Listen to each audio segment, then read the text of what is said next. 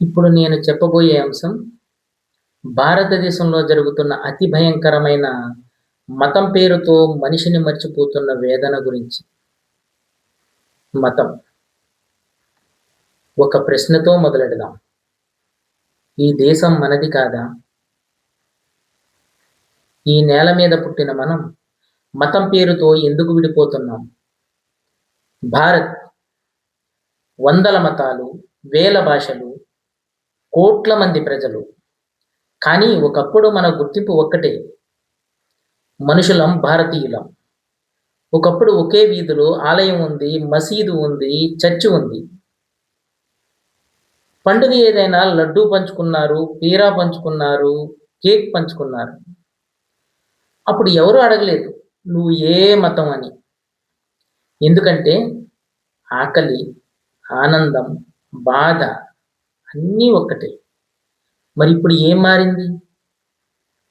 ఒక్క రోజులో కాదు, నెమ్మదిగా మన మధ్య భయం నాటారు. వాళ్ళు ప్రమాదం, వాళ్ళు ఎక్కువైపోతున్నారు, మనం మతం కాపాడుకోవాలి. ఈ మాటలు ఎవరు చెప్పారు? మనల్ని ప్రేమించే వాళ్ళ, లేదా మన ఓటు కావాల్సిన వాళ్ళ? మత విద్వేషం ఎలా పుడుతుంది? మొదట భయం, తర్వాత అబద్ధం, ఆ తర్వాత కోపం, చివరికి హింస. ఒక వ్యక్తి తప్పు చేస్తే మొత్తం మతాన్ని దోషిగా చూపిస్తారు. ఒక చిన్న సంఘటనను పెద్ద యుద్ధంగా మార్చేస్తారు. భారత్లో మత రాజకీయాలు ఎన్నికలు దగ్గర పడగానే వీళ్ళకి రోడ్లు గుర్తుకురావు, ఉద్యోగాలు గుర్తుకురావు, విద్య గుర్తుకురాదు, ఆసుపత్రులు గుర్తుకురావు. గుర్తుకు వస్తుంది మాత్రం మతం. వాళ్ళకు ఓటేస్తే దేశం నాశనం, మన వాళ్ళు గెలిస్తేనే దేశం బ్రతుకుతుంది. దేశాన్ని కాదు, భయాన్ని అమ్ముతారు.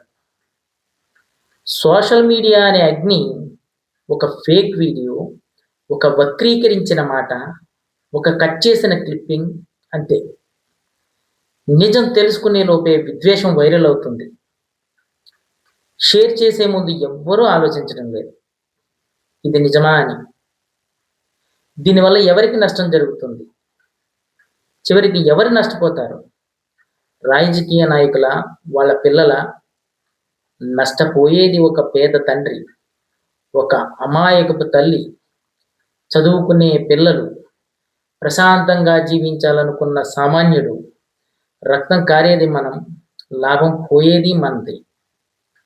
ఒక కఠినమైన నిజం ఏమిటంటే మతం ఎప్పుడూ హింస నేర్పలేదు. హింస నేర్పింది మతాన్ని వాడుకునే రాజకీయ నాయకులు. ప్రతి మతం చెప్పింది ఒకటే, చెప్పేది ఒకటే. అవి ఏంటంటే ప్రేమ, కరుణ, శాంతి, సహనం, మానవత్వం, సమానత్వం. భారత్ బలమేంటి? మన వైవిధ్యం. ఒకరి ప్రార్థన ఇంకొకరికి ప్రమాదం కాదు, ఒకరి దేవుడు ఇంకొకరికి శత్రువు కాదు. ఈ దేశం గెలవాలంటే మతాలు కాదు, మనుషులు కలవాలి. రేపు ఎవరో మతం పేరుతో రెచ్చగొడితే ఒక్కసారి ఆలోచించండి. మీ పిల్లల భవిష్యత్తు అడిగిందా? మీ ఆకలి తీరుస్తుందా? మీ సమస్యలు పరిష్కరిస్తుందా? కాదు కదా. అయితే ఎందుకు ఈ ద్వేషం? మతం మన విశ్వాసం, దేశం మన బాధ్యత, మనిషి మన ప్రథమ గుర్తింపు. ఇది రాజకీయ ప్రసంగం కాదు, ఇది ఒక భారతీయుడి మనసు మాట. నమస్కారం.